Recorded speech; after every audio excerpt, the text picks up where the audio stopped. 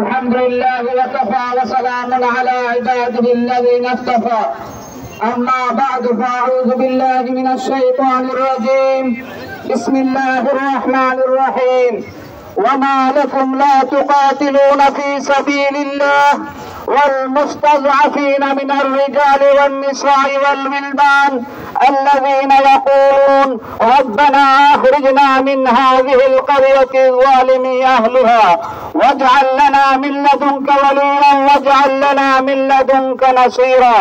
وقال رسول الله صلى الله عليه وسلم الجهاد معزم إلى يوم القيامة. বাহুবলে সর্বস্তরের উলামায়ে কেরাম তাওহীদ রাবার উদ্যোগে আয়োজিত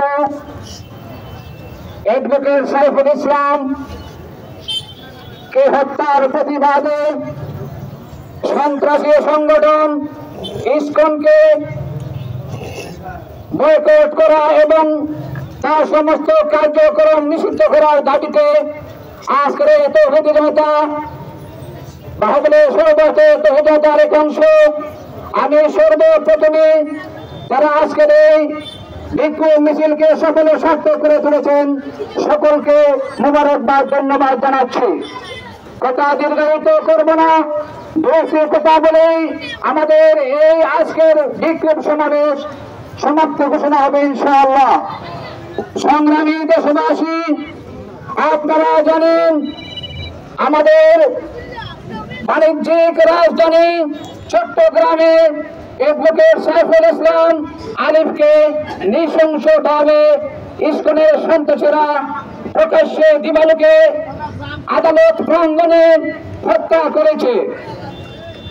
তারই প্রতিবাদে আজকে সারা দেশের মানুষ আজকে বিক্ষুব্ধ।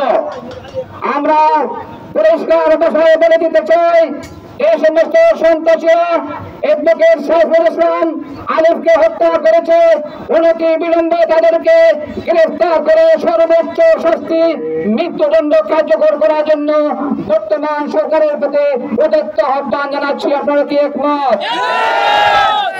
তারই সাথে সাথে আমাদের উলামায়ে কেরাম, বিশেষ করে এদেশে লক্ষ লক্ষ যুবকের আইডল শেখুল হাদিস ইবনে শেখুল হাদিস আল্লামা মামুনুল হক সাহেব দীর্ঘদিন যাবত ইসকন সম্পর্কে পরিষ্কার ভাবে ঘোষণা দিচ্ছেন ওরা মানবতার শত্রু, ওরা ইসলামের শত্রু, ওরা হিন্দুদের শত্রু, ওরা দেশ এবং দেশের শত্রু।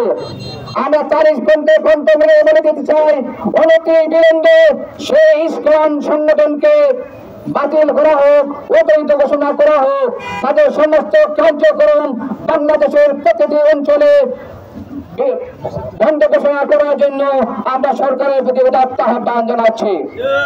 আমি দীর্ঘায়িত করতে যাচ্ছি না। আমাদের সংক্ষিপ্ত আলোচনায় এবং সংক্ষিপ্ত সমাবেশে তারা স্বতঃস্ফূর্ত অংশগ্রহণ করেছেন। যে সমস্ত যাত্রীক ভাইরা আপনাদেরকে সামান্য সময় আমরা কষ্ট দিয়েছি, আপনাদের সকলকে আমাদের পক্ষ থেকে আন্তরিক মোবারকবাদ এবং ধন্যবাদ জানাচ্ছি। আগামীতে যতদিন পর্যন্ত ইসকনকে বাংলাদেশের মধ্যে বন্ধ করা না হবে, তাদের কার্যক্রম বন্ধ করা না হবে, আমাদের কার্যক্রম আমাদের সংগ্রাম চালিয়ে যাবো ইনশাআল্লাহ। আপনারা একমত আছেন তো ইনশাআল্লাহ? সকলকে ধন্যবাদ জানাই আমি আমার সংক্ষিপ্ত কথা এখানে শেষ করছি। এখন আমাদের সামনে সংক্ষিপ্ত আলোচনা পেশ করবেন দৌলতপুর মাদ্রাসার মুহতামিম মাওলানা আব্দুল ভাই সাহেব। ওনার সংক্ষিপ্ত বক্তব্য এবং মোনাজাতের মাধ্যমে আমাদের আজকে সভা সমাপ্তি ঘোষণা করা হবে। ربنا ظلمنا أنفسنا وإن لم تغفر لنا وترحمنا لنكونن